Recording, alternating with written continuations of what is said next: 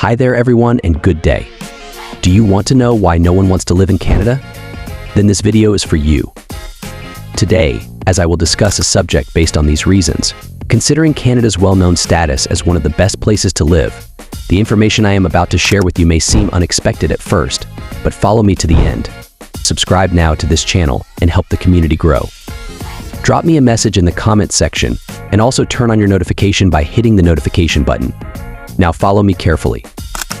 It is common to hear admiring remarks about Canada, including its high level of living, breathtaking natural beauty, and standing as one of the world's nicest nations. Many people find Canada to be the perfect place to call home for all of these compelling reasons. The notion of living in Canada can, however, become less alluring to others due to the difficulties that lurk beneath this well-polished facade. Even though there are many good things about the nation, there are a few things that can discourage prospective citizens. In this video, I want to explore these lesser-known facets today in order to shed light on the reasons why some individuals might think twice about relocating to Canada. We'll start by discussing the climate in Canada, which offers significant difficulties despite its gorgeous winter scenery. With their bitter cold and never-ending snow, the harsh winters can have an effect on daily life and individual well-being, making them more than simply a small annoyance. We'll talk about the expense of living in Canada next, since it can be a big obstacle for many. Canada is renowned for having a high standard of living, but this comes at a cost that may surprise people who are not familiar with the costs associated with residing in Canada's largest cities. Lastly, we will discuss the bureaucratic obstacles that moving to Canada may provide. For immigrants, negotiating immigration procedures, interacting with several governmental systems, and the general administrative burden can be quite difficult. On this video, I will present a thorough understanding of the elements that, in spite of all of Canada's advantages, may deter some people from moving here. Picture these difficulties will help us to develop a more complex picture of what it means to be a Canadian citizen. We appreciate your time and interest, and together we can explore these subjects in order to gain a deeper understanding of life in Canada. First, weather in Canada. Canada has a well-earned reputation for having harsh winters, particularly in areas like Alberta, Saskatchewan, and Manitoba. These areas frequently see temperatures considerably below freezing, making them some of the coldest in the nation. Here, winter is more than just a passing season, it's a protracted period of bitter cold. With extreme lows of -30 degrees Celsius, even -40 degrees Celsius in the worst circumstances. The way people live during these months is largely shaped by the bitter cold that might last for months at a time. The biggest obstacle right now is how hard it is to deal with the cold. Everyday living necessitates ongoing awareness. Vehicles need to have block heaters to keep their engines from freezing. Driveways and pavements need to be shoveled frequently, and wearing multiple layers of clothes is now necessary when venturing outside. It might get tiresome and time-consuming to fight the elements all the time. Inexperience with such weather, particularly those from warmer regions, the challenges of dealing with snow, ice, and the bitter cold can be too much to handle. Winter's length and the ensuing reduction in daylight hours can have a significant impact on mental health. In these conditions, the syndrome known as seasonal affective disorder (SAD) is more common. SAD is a kind of depression that normally strikes around the same time every year, mainly during the winter when there is less daylight. Fatigue, mood swings, and a generalized sense of hopelessness are some of the symptoms, which can be made worse by the ongoing cold and lack of sunlight. Being unable to spend time outside and the constant darkness might exacerbate feelings of loneliness and lower well-being. Canadian winters have an impact on social and cultural life as well. Winter sports like ice hockey, skiing, and snowboarding are popular social activities that can become ingrained in family and community life. On the other hand, people who reject such activities could experience a greater sense of loneliness.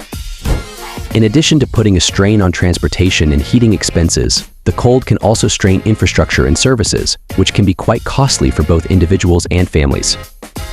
It can be difficult to completely understand the extent and significance of these conditions for many people who have not experienced Canadian winters. These winters are a natural part of life for Canadians, despite the fact that some may find them annoying. The difficulties they bring are not limited to withstanding the cold, they also involve adjusting to a lifestyle that is inextricably linked to the weather. Gaining an understanding of this viewpoint can help one feel more compassion for people who have to endure these hard winters every year. In Canada, the weather, especially in the winter, is not only a setting but also a fundamental aspect of existence. It poses particular difficulties and has a significant impact on daily schedules, psychological well-being, and interpersonal relationships. Being shaped by experiences that are both intensely demanding and profoundly formative, the harsh winters are an essential component of the Canadian identity. The second reason why no one wants to live in Canada is because of the Canadian cost of living. The rising expense of living in Canada, especially in its larger cities, is now a prominent concern that can discourage prospective immigrants. Over the past few decades, living prices have risen dramatically in cities like Toronto and Vancouver. The rise in expenses can be attributed to multiple interrelated elements that jointly mold the financial environment for both locals and visitors. The real estate market is one of the most noticeable effects of the rising cost of living. Vancouver and Toronto real estate values have reached previously unheard of heights. For instance, the average price of a detached house in Vancouver has risen to levels that are significantly more than what many prospective purchasers can afford. High demand, little supply, and speculative investments are the main causes of this sharp rise in real estate prices. The ideal of becoming a homeowner has grown more and more unattainable for many Canadians and immigrants, since many are priced out of the market or have significant mortgage debt. There has been a comparable rising trend in rent pricing.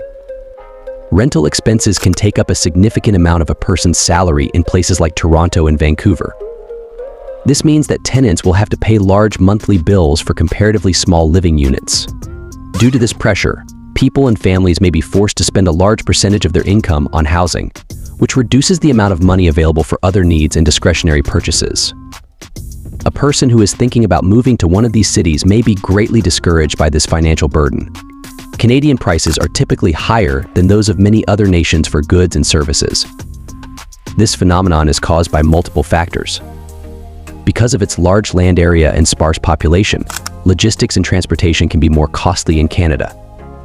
Goods imports incur additional expenses that are frequently transferred to customers in rural or distant parts of the nation.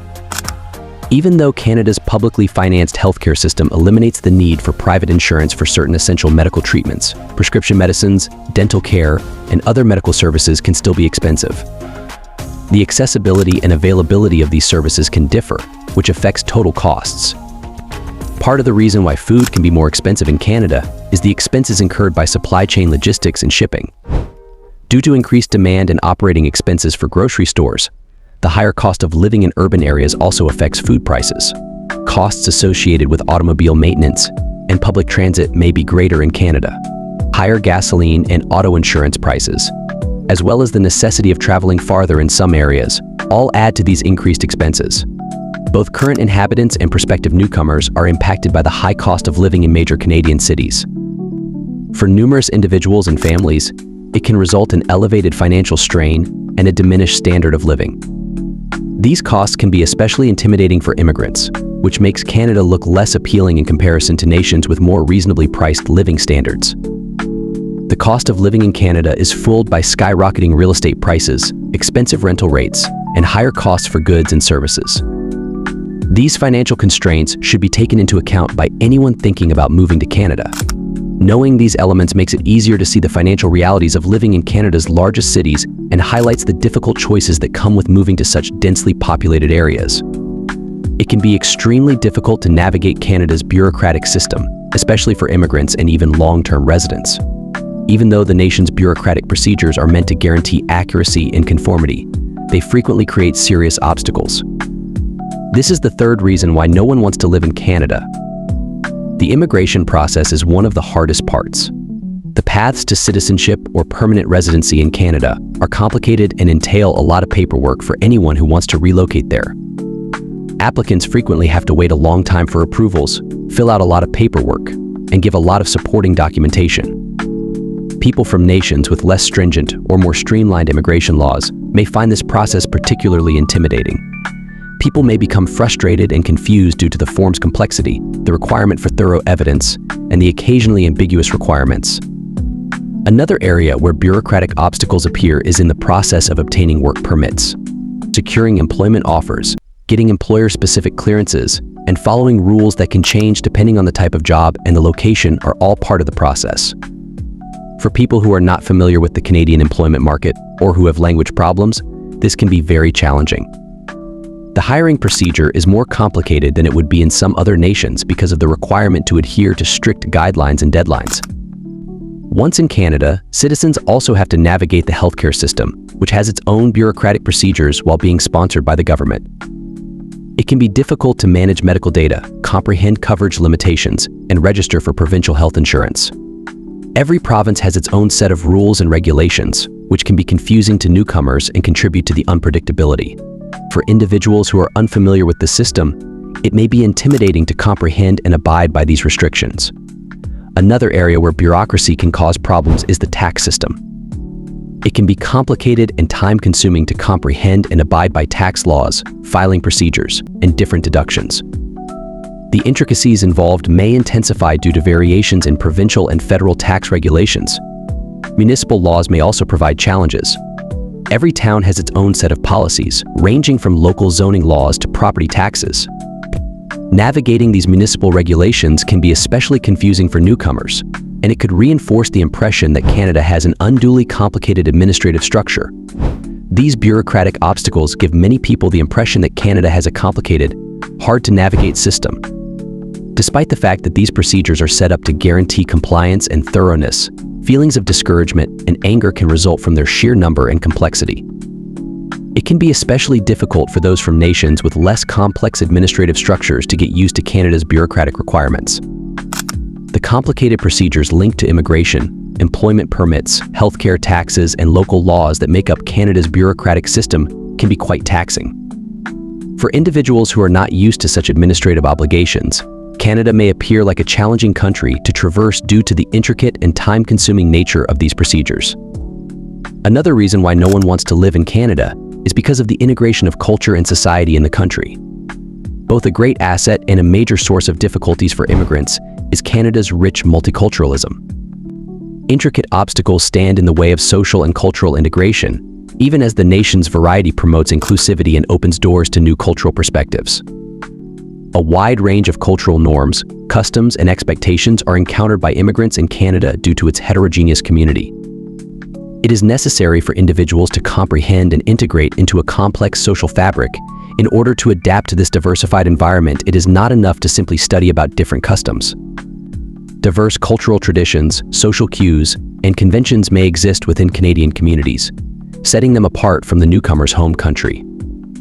This might be especially difficult for people who are used to a more uniform cultural environment. It might be difficult to adjust to these different cultural customs. It's possible for newcomers to struggle with social mores, communication methods, and public behaviors that are normal in Canada but foreign to them. Depending on the community and social circles that one is attempting to interact with, this difficulty may be made more difficult by the necessity to negotiate several cultural expectations at once.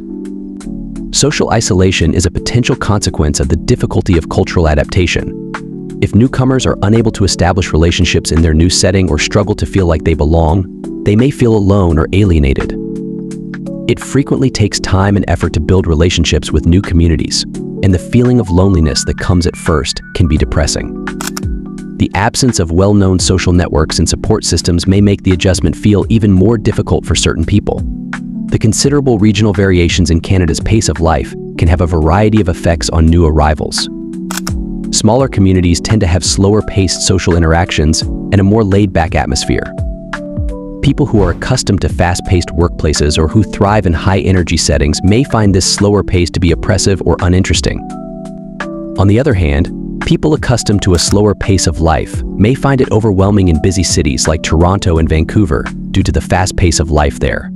City life can be intimidating due to its high energy, fast pace, and continual activity, which can cause tension and strain. Those used to a slower pace may find it difficult to acclimatize to the intensity and demands of urban living. Finding a balance between adjusting to new cultural standards and preserving one's own cultural identity is necessary for successful integration into Canadian society. This entails, for many, getting involved in local affairs, looking for social networks, and progressively adjusting to the manner of life there. Getting involved in local customs and one's own cultural practices in a way that promotes respect and understanding between people is often essential to developing a sense of belonging. Canada has a thriving economy with a wide range of possibilities and businesses, but the employment situation is complicated, particularly for recent graduates and experienced workers. Despite the employment sector's many positive aspects, people may find it challenging to find suitable jobs due to a few issues. The diversity of the Canadian labor market is one of its most distinctive features, but it can also result in wide variations in work prospects among various industries. For example, the demand for workers in the technology, healthcare, and engineering industries is generally high, whereas there may not be as much employment available in other fields. Depending on the demands of the labor market at the time, the number of acceptable opportunities available to skilled individuals from specialized disciplines may be limited. This industry-specific unpredictability can be quite difficult, particularly for people switching from fields with lower potential. Recognizing foreign qualifications is a major obstacle for many arrivals. Employers and government agencies in Canada frequently have strict guidelines when it comes to confirming professional and academic qualifications. There might be extra procedures needed for those whose degrees, certificates, or licenses were earned outside of Canada in order for them to be acknowledged or recognized. Recertification, additional tests, or even seeking higher education may be necessary as part of this procedure, which can be expensive and time-consuming. Matching one's prior work experience to Canadian job criteria can be difficult, even in cases where international qualifications are accepted. Companies could be reluctant to recognize the full worth of overseas experience, or they might favor experience obtained within Canada. This mismatch may make it difficult for a person to locate jobs that suit their background and abilities, which could lead to underemployment or the necessity to take jobs that don't fully utilize their experience. To secure work in Canada, networking and familiarity with the local job market are important factors in addition to qualifications and experience. For job seekers, it can be crucial to develop professional relationships and comprehend the subtleties of the Canadian labor market. Since it frequently takes time and effort to build, creating these networks and being familiar with regional industry practices can be major obstacles for newcomers. Regional differences and economic factors also affect the availability of jobs. For instance, career prospects in smaller towns or less populous regions may be more accessible but may necessitate migration, whereas job marketplaces in major metropolitan areas like Toronto and Vancouver may be extremely competitive and expensive. Every region has a unique economic environment, which influences the demand for different professions and the total number of employment prospects. Although Canada is well known for its many wonderful attributes, such as its breathtaking natural settings, extensive universal healthcare system, and reputation as a friendly and inclusive society, it is important to recognize that the nation also faces a number of difficulties. Those who are thinking about moving should give serious thought to these aspects since they have the potential to greatly affect their experience living in Canada. But for newcomers, the cold weather, especially in areas with harsh winters, can be a significant adjustment. Those who are not used to such conditions may find the lengthy winter months and low temperatures difficult. The high expense of living in large cities, like Toronto and Vancouver, also needs to be taken into account financially. Rising property values, increased rental rates, and other expenses can significantly strain household finances. It can also be difficult to navigate Canada's bureaucratic system. It can be intimidating to deal with the amount of paperwork needed, the intricacy of immigration procedures, and the acceptance of foreign qualifications. For anyone trying to make a name for themselves and fit in with Canadian society, this bureaucratic labyrinth might provide obstacles. Integration of cultures adds still another level of complexity. It might be difficult for immigrants to adjust to a multicultural community, comprehend various social standards, and get over feelings of loneliness. Depending on one's lifestyle choices, the pace of life in Canada's busier cities and smaller villages can also differ significantly, which may have an effect on personal satisfaction.